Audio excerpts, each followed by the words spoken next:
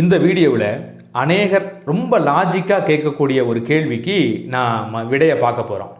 என்ன கேள்வி அப்படின்னா, இந்த ஒட்டுமொத்த மனித குலத்தினுடைய பாவத்துக்காகவும் இயேசு மரித்தார், இயேசு நம்முடைய பாவங்களை சுமந்தார் என்று வேதம் நமக்கு சொல்லுது பார்த்தீங்களா? இதை குறித்து அநேகர் விமர்சனம் வைப்பாங்க. இது சாத்தியமா? இது அநியாயமாக தெரியலையா?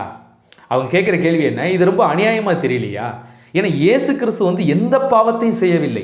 வேதம் அதை சொல்லுது. இதுக்கெல்லாம் பைபிளை நம்புவாங்க. வேதமே சொல்லுது, ஆண்டவராக இயேசு கிறிஸ்து எந்த பாவமும் செய்யவில்லை, அவர் பாவம் அறியாதவர் என்று வேதம் சொல்லுகிறது. அப்படி இருக்க பாவமே அறியாத ஒருவர் மேலே மனுக்குலத்தினுடைய எல்லாருடைய பாவத்தையும் கொண்டு போய் அவர் தலைமையில வைக்கிறது எவ்வளவு பெரிய ஒரு அநியாயம் என்று அநேகர் கேள்வி எழுப்பாங்க. விசேஷமாக இஸ்லாமிய சகோதரர்கள் இந்த கேள்வியை ரொம்ப லாஜிக்காக எடுத்து வைப்பாங்க. அவங்க நிறையா கேள்வி அவங்க கேட்பாங்க. அந்த கேள்வியெல்லாம் பார்த்தீங்கன்னா ரொம்ப சில்லியாக இருக்கும். நிறைய கேள்விகள் பார்த்தீங்கன்னா கொஞ்சம் கூட லாஜிக்கே இல்லாமல் சில கேள்விகள்லாம் கேட்பாங்க. சில கேள்விகள் அறியாமையினால் கேள்வி வைப்பாங்க. சில கேள்விகள் மட்டுமே கொஞ்சம் லாஜிக்காக இருக்கிற மாதிரி தெரியும். ஆனால் அதுவும் அவங்க சரியான புரிதலும் அறிவும் இல்லாமல் தான் அவங்க கேள்வி எடுத்து வைக்கிறாங்க. நாம் அவங்களுடைய நிறையா கேள்விகளுக்கு நியாயப்படி நம்ம என்ன செஞ்சுருக்கிறோம், பதில் கொடுத்துருக்குறோம். ஸோ இந்த வீடியோவிலையும் இதற்கான பதிலை, இது அநியாயமா, இயேசுநாதர் மேலே ஒரு பாவமும் அறியாத ஆண்டவர் மேலே மனுக்குலத்தினுடைய பாவத்தை கொண்டு போய் வைக்கிறது அநியாயமா இல்லையா அப்படின்னு அவங்க கேட்குறாங்க பார்த்தீங்களா? இதை அவர்களுடைய குரானிலிருந்தும் நம்முடைய சத்திய வேதத்திலிருந்து என்ன செய்ய போகிறோம், விடையை பார்க்க போகிறோம். அன்பானவர்களே, இது அநியாயம் ஒன்றும் கிடையாது. ஏன் அப்படின்னா வேதம் ரொம்ப தெளிவாக சொல்லுது, ஒருவருடைய பாவத்தை தூக்கி ஆண்டவர் இன்னொருவர் மேலே என்ன செய்ய மாட்டார், வைக்க மாட்டார். அவன் செய்கிற பாவத்துக்கு அவனவனே பொறுப்பாளி என்று வேதம் கற்பிக்கிறது. எசேக்கியேல் 18:20 கூட நம்ம பார்க்கிற வசனம்னா, பாவம் செய்கிற ஆத்துமாவே சாகும். எப்பவுமே ஆண்டவர் அப்பா செய்கிற பாவத்தை பிள்ளைகள் மேலே தூக்கி வைக்கிறதோ, பிள்ளைகளுடைய பாவத்தை அப்பா மேலே தூக்கி வைக்கிறதோ வேதம் எங்கேயுமே அக்செப்ட் பண்ணலை. அவன் செய்கிற பாவத்துக்கு அவன் தான் என்ன செய்வான், சுமப்பான். சில வசனங்கள்லாம் இருக்கும். இப்போ ஆதாம் செய்கிற பாவம் ஒட்டுமொத்த மனுக்குலத்தையும் ஆண்டு கொண்டது அப்படின்னா, ஆதாம் செஞ்ச அந்த ஒற்றை பாவத்துக்குரிய தண்டனையை மனுஷன் அனுபவிக்கலை. ஸோ அது என்ன செய்யுது, ஜீனாக தொடர்ந்து இவனும் பாவியாக இருக்கிறான் என்பதை வேதம் தெளிவுபடுத்துது. அது உண்மையும் கூட. நம்ம அறிவில் திங்க் பண்ணி பார்த்தாலும் கூட நாம் எல்லோரும் பாவிகளாக இருக்கிறோம் என்பதை நம்மால் என்ன செய்ய முடியும், எளிதாக கண்டுபிடிக்க முடியும். நம்முடைய இருதயம் அது மகா கேடுள்ளதும் திருக்குள்ளதுமா இருக்கிறது. நம்முடைய சிந்தனையில் கொஞ்சம் யோசிச்சு பாருங்க. அதெல்லாம் எவ்வளவோ அயோக்கியத்தனமாக இருக்குது. நம்ம நல்லது செய்யலாம், உலகத்தில் நல்ல எண்ணங்களும் நம்ம உலகத்தில் இருக்குது. அதே சமயத்தில் அநேக கெட்ட எண்ணங்கள் இருக்குது, கோபங்கள் இருக்குது, பொறாமைகள் இருக்குது. எவ்வளவோ விஷயங்கள் நம்ம எல்லா மனுக்குலத்தின் இடத்துலையும் பார்க்க முடியும். சின்ன குழந்தையா பிறக்கிற குழந்தையா வரும்போது அந்த குழந்தைக்கு ஒன்றுமே தெரியல. ஆனால் வளர வளர பார்த்தீங்கன்னா அதனுடைய இயல்பாகவே சில தவறுகள் அதனுடைய வாழ்க்கையில் இருக்கிற விஷயத்தை நம்மால் பார்க்க முடியுது. ஆக ஒட்டுமொத்த மனிதனும் அதனால தான் நம்ம பாவிங்கிறோம். அவனுக்கு ஒரு ரட்சகர் தேவை, ஆண்டவர்கிட்ட அவன் வரணும், அவன் மன்னிப்பு பெறணும், அப்போ தான் தேவனுடைய ராஜ்யத்துக்கு போக முடியுங்கிற ஒரு உண்மையை வேதாகமம் நமக்கு என்ன செய்யுது, போதிக்குது. ஆனால் வேதமே ஒரு தெளிவை கொடுத்துருச்சு. அப்பா செய்கிற பாவத்தை பிள்ளை மேலேயோ, பிள்ளைங்க செய்கிற பாவத்தை அப்பா மேலேயோ ஆண்டவர் என்ன செய்ய மாட்டார், அவன் அப்படி தூக்கி வைக்க மாட்டார். யாரோ ஒருத்தர் கொலை செஞ்சிட்டாருன்னா இன்னொருத்தரை கொண்டு போய் தண்டிக்கிறதுங்கிறது அது உண்மையிலே அது நீதி அல்ல, அது அநியாயம்தான். ஆனால் இங்கே வேதம் நமக்கு என்ன கற்பிக்குதுன்னா, ஆண்டவர் தம்முடைய அளவற்ற அன்பினாலும் கிருபையினாலும் மனுக்குலத்தை நேசித்தபடினால ஆண்டவர் அவங்களுடைய பாவத்தை அவரே சுமந்துக்கிறார். இது அவருடைய சுய விருப்பம். வேதாகமம் இதை தெளிவுபடுத்துது. பிதா அதற்காக தான் நியமிச்சாரு. பிதாவினுடைய சித்தமும் ஆண்டவர் இயேசு கிறிஸ்து சித்தமும் ஒரே சித்தம் தான். பிதா கட்டாயப்படுத்துறதுனால இயேசு ஒன்றும் செய்யலை. நல்லா கவனிங்க, இயேசுவும் அதை விரும்பி செய்கிறதாகத்தான் வேதம் நமக்கு போதிக்குது. நீங்கள் யோவான் புத்தகம் 10ஆம் அதிகாரத்தில் 17ஆம் வசனம் 18ஆம் வசனத்திலலாம் பார்க்கும்போது ஆண்டவர் இயேசு கிறிஸ்துவே இதை குறித்து சொல்கிறாரு. என்ன சொல்கிறாரு, நானே விரும்பி இந்த ஜீவனை நான் கொடுக்குறேன். இந்த ஜீவனை கொடுப்பதற்கும் அதை எடுத்துக்கொள்வதற்கும் எனக்கு அதிகாரம் இருக்கிறது. அதை பிதா எனக்கு தந்திருக்கிறார். ஆக நான் விரும்பி மனுக்குலத்துக்காக இந்த ஜீவனை கொடுக்கிறேன் என்பதாக வேதம் சொல்லுகிறது. நீங்கள் ரோமர் 5ஆம் அதிகாரத்தில் பார்க்கும்போது நல்லவனுக்காக ஒருவேளை ஒரு மனிதன் மரிக்க துணிவான். ஆனால் நாம் பாவிகளாக இருக்கையில் கிறிஸ்து நமக்காக மரித்ததின் மித்தமாக தேவன் நம்மேல் வைத்திருக்கிற அன்பு இதிலே விளங்கினது என்று பார்க்கிறோம். என்ன முதலாக சந்தித்த ஒரு வசனம், முதல்ல அந்த வசனத்தை நான் பெறேன். பைபிள் ஒரு இடத்துல எனக்கு கிடைக்குது. அந்த பைபிளோடு கூட ஒரு வசனத்தை எனக்கு தர்றாங்க. அந்த வசனம் என்னென்னா யோவான் 3:16. தேவன் தம்முடைய ஒரே பேரான குமாரனை விசுவாசிக்கிறவன் எவனோ அவன் கெட்டு போகாமல் நித்திய ஜீவனை அடையும்படிக்கு அவரை தந்தருளி இவ்வளவாய் உலகத்தில் அன்பு கூர்ந்தார். அந்த வசனம் ஒரு சாதாரணமான வசனமே இல்லைங்க. அது எந்த மனித வல்லமைக்கு எட்டாத ஒரு வல்லமை மிக்க வசனம். அந்த ஒரு வசனம் இன்ன வரைக்கும் நான் உழுக்குது. அது 21 வருஷத்துக்கு முன்னால் என் கையில் அந்த வசனம் கிடச்சிச்சு. அந்த வசனம் இன்னைக்கு நான் வச்சுருந்தேன். அது பேப்பரெல்லாம் போகிற அளவுக்கு அந்த வசனத்தை நான் பாதுகாத்து வச்சுருந்தேன். ஸோ ஏன்னா அந்த வசனம் முதல்ல என் இருதயத்தை அசைத்த ஒரு வசனம்.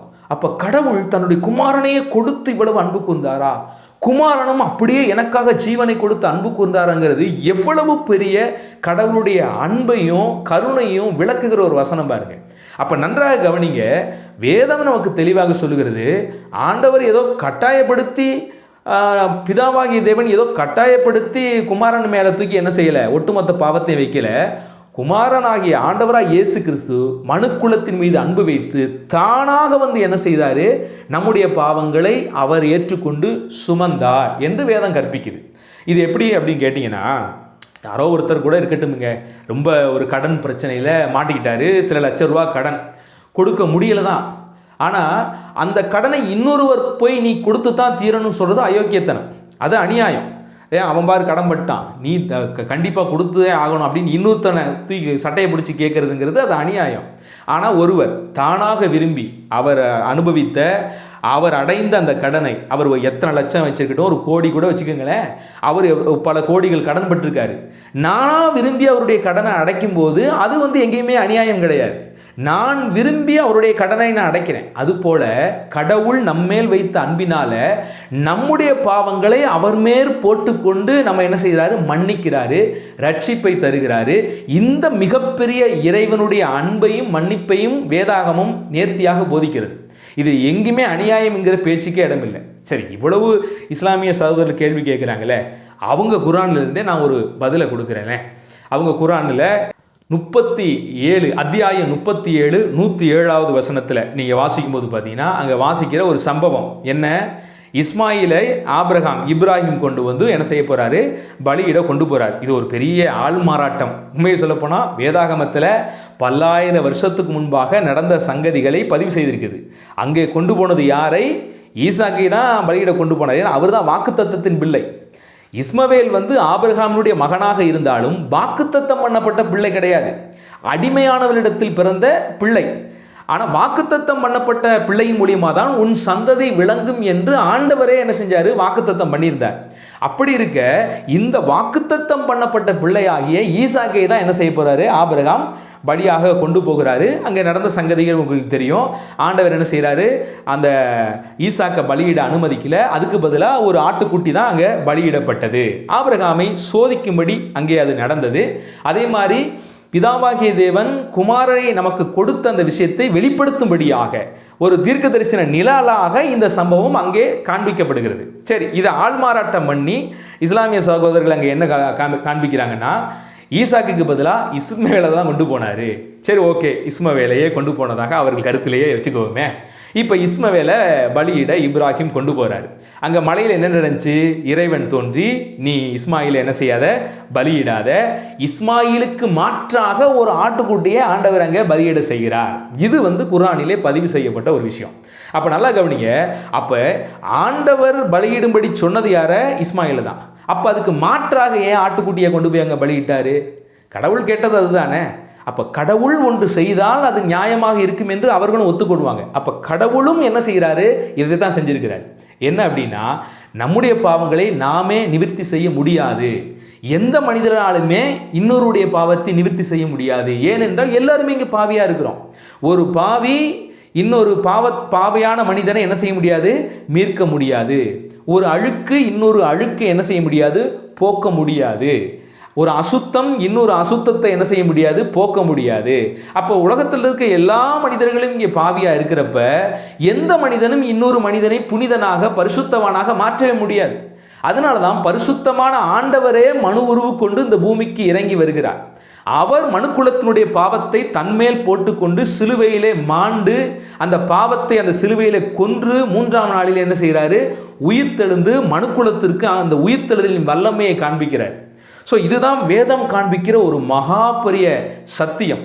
அப்போ நீங்கள் புரிஞ்சுக்கோங்க, குர்ஆனே இதை குறித்து ஆதரித்து சில விஷயங்கள் இருக்கும் பொழுது இவர்கள் இது அநியாயம் அப்படிங்கிறது பேசுவது பார்த்தீங்கன்னா ரொம்ப ரொம்ப ஒரு அபத்தமான விஷயமாக, அறியாமையினுடைய உச்சகட்டத்தினுடைய வெளிப்பாடாக இருக்கிறது என்பதை புரிந்து கொள்ளுங்கள்.